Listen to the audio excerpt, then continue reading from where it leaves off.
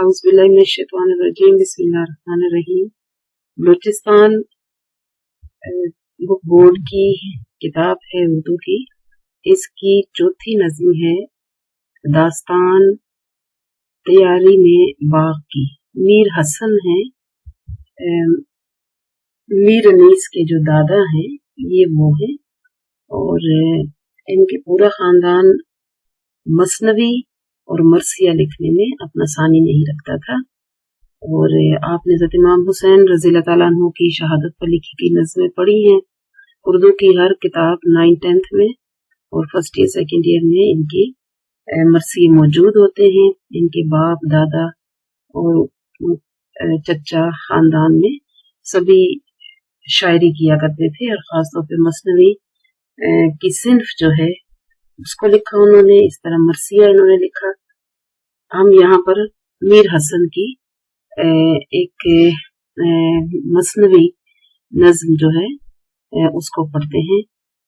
पहले तो बच्चों हम आपको बता दूं कि जो सिन्फ सुखन मसनवी होती है, सिन्फ नज्म है, ये एक ऐसी नज्म होती है जिसमें एक एक जुदा शेर लिखा जाता है, और एक कहानी, दास्तान या किस्सा जो बहुत तवील भी हो सकता है, एक पूरी किताब की सूरत में उसको शायरी में बयान किया जाता है।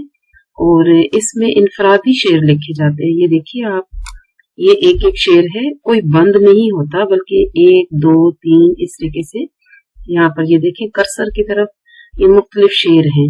और इसकी मसनवी की ये खसूसियत होती है, इसकी शक्ल सूरत हैयत ऐसी होती है कि आप यहाँ पर ये देखिए, साकिया चला, ये देखिए बाग दाग, शान साइबान, निगार बहार। यहाँ पर तमाम शेरों के आखिर में काफिया आपको नजर आएगा, और हर शेर में काफिया तब्दील होता जाएगा। ये मसनवी की पहचान होती है। तवील किस्सा होता है, एक तवील तवील नज्म होती है, बेशुमार हजारों शेरों के साथ मिलके, कई 100 शेरों के साथ मिलके ये एक कहानी नज्म की सूरत में बयान की जाती है, तो इसको हम मसनवी कहते हैं। ये अमूमन मंजर निगारी इसमें नजर आती है आपको, और अल्लाह ताला की बनाई हुई चीजें, फितरत, कायनात, जैसे कि आपको दरख्त, फल फूल वगैरह, आपको परिंदे, इस तरह की चीजें आपको मसनवी में बहुत नजर आती हैं। सूरज, चांद, सितारे, बहुत सी चीजें, कहानियां आपको यहाँ पर बनती हुई, मंजर निगारी, जज्बात निगारी, इस तरह की चीजें आपको इस नज़्म में मसनवी में नजर आती हैं। यहाँ फिर आप ये भी देखेंगे कि मीर हसन के फनी असलूब क्या है, यानी किस किस्म के अल्फाज इस्तेमाल करते हैं, किस किस्म के ख्यालात की तर्जमानी करती है इनकी शायरी। और आपको ये बताया, आप ये समझेंगे कि मसनवी जो होती है उर्दू अदब में उसकी क्या हैसियत है। तो मसनवी जो है बहुत तवील नज़्मों को इख्तियार करने के लिए ये तरीका इख्तियार किया जाता है, लिखा जाता है, और इसकी तारीख उर्दू अदब में काफी कदीम है। बहुत शुरू से लोग मसनवी लिखते आए रहे हैं, और उर्दू और फारसी अदब में इसका एक खास मुकाम है। आइए अब इस नज़्म को पढ़ लेते हैं। मुश्किल अल्फाज में बाद में आपको बता दूंगी, यहाँ से पढ़ें। मैं अरगवानी पिलासा किया कि तामीर को बाग की दिल चला, दिया शाह ने तरतीब एक खानाए बाग, हुआ रश्क से जिसके लाले को दाग, इमारत की खूबी दरों की वो शान, लगे जिसमें जर बफ्त के साइबान, चिके और पर्दे बंधे जर निगार, दरों पे खड़ी दस्त बस्ता बहार, कोई डोर से दर पे अटका हुआ, कोई ज़े पे खूबी से लटका हुआ, चिकों का तमाशा था आंखों का जाल, निगे को वहां से गुजरना महाल, सुनहरी मुगर्रक चिक्के सारियां, वो दीवार और दर की गुलकारियां, दिए हर तरफ आईने जो लगा, गया चुगना लुत्फ इसमें समा, वो मखमल का फर्श इसका सुथरा के बस, बड़े जिसके आगे न पाए हवस, रहे लगलगे इसमें रोशन मदाम, मुअत्तर शबो रोज जिससे मशाम, छपर खट मुरस्सा का दालान में, चमकता था इस तरह हर आन में, जमीन पर थी इस तौर इसकी झमक, सितारों की जैसे फलक पर चमक, जमीन का करूं वहां की क्या मैं बयां, कि संदल का एक पारचा था आया, बनी संगमरमर से चौपड़ की नहर, गई 400 इसके पानी की लहर। तो आए हम इस हिस्से का, इस नज़म के इस हिस्से की अल्फाज मायनी कर लेते हैं और साथ साथ इसकी आपको मैं बता देती हूँ, मायनी मतलब भी बता देती हूँ। इसमें कोई गहरा मायनी पोशीदा नहीं होता, मैंने आपको बताया कि मंजर होता है, सिर्फ अल्फाज थोड़े मुश्किल हैं, फारसी के अल्फाज हैं, आप गौर से सुने, अपनी कॉपी और पेंसिल पास रखें, अल्फाज भी लिख लें और उसके सामने उसके मायने लिख लें, तो इसकी तशरीह करना कोई भी मुश्किल नहीं होता, क्योंकि सादा नसर में फिर आपने इसी किस्से को एक तरह से बयान कर देना है। मगर ये ख्याल रखिएगा कि जितने शेर आपको दिए जाए आप बस उन्हीं तक महदूद रहें।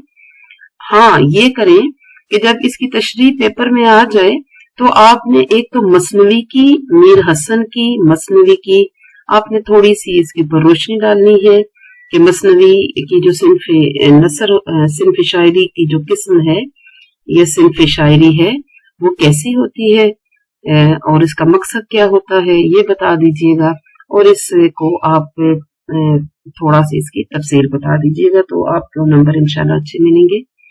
तो यहाँ पर देख लीजिए, मैं अरगवानी, मैं कहते हैं शराब को, अरगवानी कहते हैं जामनी कलर की, जो पर्पल कलर होता है, जामनी कलर की, बैंगनी कलर की, जो बैंगन होता है उस कलर की शराब है। साकिया कहते हैं शराब पिलाने वाले को, कहते हैं ए साकी मुझे एक अरगवानी किस्म की शराब पिलाओ, क्योंकि मेरा दिल चाह रहा है कि मैं बाग की तामीर करूं, यानी मेरे दिल में एक ख्याल आया है कि एक ऐसा बाग बनाऊं जो अपनी मिसाल आप हो। शाह कहते हैं बादशाह को, कहते हैं कि बादशाह ने एक तरतीब दिया, एक मंसूबा या प्रोग्राम तो हम नहीं कह सकते क्योंकि अंग्रेजी का लफ्ज़ है, बादशाह ने एक मंसूबा तरतीब दिया कि एक बाग ऐसा खूबसूरत बनाया जाए कि उसको देखकर जो लाले का फूल है और लाले के फूल में जो दाग होता है, उस फूल के दाग को भी रश्क आ जाए, गोया ये बाग ऐसा हो जैसे कि सुर्ख रंग के फूल लाले के दिल में एक सुराख, एक काले रंग का धब्बा होता है, यानी कि किसी भी चीज के अंदर वो बाग एक बड़ी ही खूबसूरती से मौजूद नजर आए। इमारत की खूबी दरों की वो शान, लगे जिसमें जरबफ्त के साइबान, कहते हैं वो इमारत इतनी खूबसूरत हो, उसके दरवाजे ऐसे खूबसूरत हो कि उसकी कोई मिसाल ही न दी जा सके, और ये कि उस बाग के अंदर जर कहते हैं सोने को, बफ्त कहते हैं बुनाई को, जो कपड़ा बुनते हैं, कहते हैं कि उस बाग में सोने के धागों से बना गया एक कपड़ा हो, तो उसके ऊपर छतें और साइबान बनाई जाए। जैसे कि आप अक्सर देखते हैं कि कभी कभी तंबू लगाए जाते हैं, खेमे लगाए जाते हैं, तो बाग के अंदर एक कीमती कपड़े के साइबान बनाए जाएं ताकि बादशाह और उसके जो घर वाले हैं या जो शहजादे और मलकाए हैं उसके नीचे आकर बैठे। चिक्के और पर्दे बंधे जरनिगार, दरों पे खड़ी दस्त बस्ता बहार, कहते हैं कि चिक्के पर्दे सोने के बने हुए वहां पर बंधे हुए हों और उसके दरवाजों पर दरबान न खड़ा हो, चौकीदार न खड़ा हो, बल्कि वहां पर बहार यानी जो फूलों का खूबसूरत मौसम होता है वो उसके दरवाजे पर खड़ा हो, हाथ बांधे, दस्त बस्ता अपने हाथ बांधे, बहार अपने फूलों के साथ वहां पर उसके दरवाजों पर खड़ी हुई नजर आए। चिक कहते हैं बच्चों, ये जो बैम्बू ट्री होता है ये काना कहते हैं हमारे साइड पर। उसके ऊपर की जो सख्त जिल्द होती है उसको काट के, जिसकी आपकी कलम बनाई जाती है, दवात में उसको डिबोकर खुशखती की जाती है। उस कलम के बारीक बारीक तिनके काटे जाते हैं, फिर उसको धागों से बांधा जाता है, वो चिक्के होती हैं। इसी तरह पर्दा कपड़े का बना होता है। यहाँ पे देखिए, कोई डोर से दर पे अटका हुआ, कोई जह पे खूबी से लटका हुआ। कहते हैं कि ये जो पर्दे और चिक्के होते हों उस खूबसूरत बाग की, वो डोरियों से बंधी हुई हो और उसके दरवाजों पर उनको अटकाया गया हो। और कहते हैं कि ये जो बाग है, इसके जो इस बाग के जो दरवाजे हैं वो यूं लगे जैसे कि जो अंगूठी वगैरह होती है, कोई जेवर होता है, तो आप देखते हैं कि उसके ऊपर एक नगीना लगा होता है, कोई कीमती पत्थर, हीरे, मोती लगे होते हैं। तो उससे पहले ना एक सुराख सा बनाया जाता है, उसके ऊपर इस मोती को टका जाता है या वो उसको ऐसे होल्ड कर लेता है, पंजा नुमा होता है, ये ज़े उसको कहते हैं। तो कहते हैं कि ये जो दरवाजे हैं ये ऐसे नजर आए जैसे कि किसी जेवर के लिए वो सुराख बनाया जाता है, और उसके ऊपर जब ये सोने के कपड़े के पर्दे टिकाए जाएं तो वो यूं महसूस हो कि उसके अंदर वो खूबी है।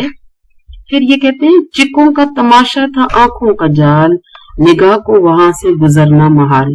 कहते थे जो चिक्के वहां पर लगाई जाए वो आंखों को बहुत ही खूबसूरत नजर आए, और आंखों के अंदर गोया वो अपना जाल बना ले, और यूं लगे कि अगर कोई शख्स जो है वो यहाँ से गुजरना चाहे और इस बाग को सरसरी निगाह से देखना चाहे, तो ये सोने की बनी हुई चिक्के उस शख्स की निगाहों को वहां रोक ले और उसका गुजरना वहां पर महाल हो जाए, और वहां से वो गुजर ना सके जब तक कि वहां रुक कर उसकी तारीफ न कर ले। कहते हैं कि सुनहरी मुगर्रक छतें सारियां, कहते हैं कि सोने की बनी हुई, सोने और चांदी के अंदर डिबो कर, कोटेड करके वहां पर छतें बनाई जाए सारी की सारियां, और दीवारें और दरवाजे सब पर फूलकारी की जाए सोने चांदी से मुख्तलिफ रंगों के साथ, इसके ऊपर खूबसूरत गोल बूटे बनाए जाएं। और बच्चों, अगर आप मुगलिया आर्ट को देखें, जो मुगल बादशाहों ने अपने दौर में महलात, बागात, बारादरियां वगैरह, मसाजिद बनाए थे, वो ऐसे ही हैं जैसे आप अभी सुन रहे हैं। वहां हकीकतन दीवारों पर सोने से मीनाकारी की गई। बाद में अगरचा उसको लूट लिया गया अंग्रेजी दौर में, फिर सिखों के दौर में, मगर वो के अभी भी वो बताती हैं कि हमें कितना शानदार बनाया गया था। आप ताजमहल की मिसाल भी देख सकते हैं, बादशाही मस्जिद लाहौर है, इसी तरीके से वजीर मस्जिद पेशावर की, मुख्तलिफ चीजें हैं हमारे मुल्क में जो मुख्तलिफ मुगल बादशाहों ने बनाई हैं। यहाँ पे देखिए, दिए हर तरफ आईने जो लगा, गोया चौगुना लुत्फ इसमें समा गया, चौगुना लुत्फ इसमें समा। कहते हैं कि बादशाह ने बाग में हर तरफ आईने लगा दिए, शीश महल उसको बना दिया कि उसकी खूबसूरती 4 गुना ज्यादा उसमें समा गई। जाहिर है, जब कोई खूबसूरत चीज के सामने आईना रखा जाता है और आईने के सामने फिर आईने रखे जाते हैं, तो आईना दर आईना होते होते वो तस्वीर कई गुना फैल जाती है, हर तरफ से नजर आती है। तो वही चीज कई गुना, चौगुना उसके अंदर खूबसूरती नजर आने लग जाती है। जो यहाँ पर मतलब है, मखमल का फर्श उसका सुथरा के बस, बड़े जिसके आगे न पाए हवस। कहते हैं कि जो बाग था उसका फर्श घास का यूं लगता था जैसे सब्ज रंग का कोई मखमल है, वेलवेट है, और उसको वहां पर बिछा दिया गया है। और कहते हैं कि इंसान के अंदर जो लालच पैदा हो जाती है, लालच वो लालच नहीं है जो मनफी होती है, तकलीफ दे होती है दूसरों के लिए, बल्कि इसका मतलब यह है कि जब इंसान उस बाग से गुजरे तो सब्ज रंग का मखमली फर्श घास का खूबसूरत तरशा हुआ देखेगा, तो फिर उसके अंदर दिल में एक हवस पैदा होगी कि मैं यहाँ पर रुक जाऊं, इसकी खूबसूरती को देखूं, इसकी तारीफ करूं। फिर उसके बाद देखिए, रही लगलगे इसमें रोशन मदाम, मुअत्तर शबो रोज जिससे मशाम। कहते हैं कि इसमें फानूस वगैरह, मदाम का मतलब होता है हमेशा, हमेशा इसमें फानूस वगैरह जो है वो रोशन रहे, चमकते रहे, और मुअत्तर खुशबूदार, दिन और रात खुशबूदार यहाँ से खुशबू की लिपटें उठती रहे, और एक एक जो सुराख हो, एक एक जो यहाँ पर एक एक चीज जो है मामूली से मामूली, वो दिन रात खुशबू में वो डूबी रहे।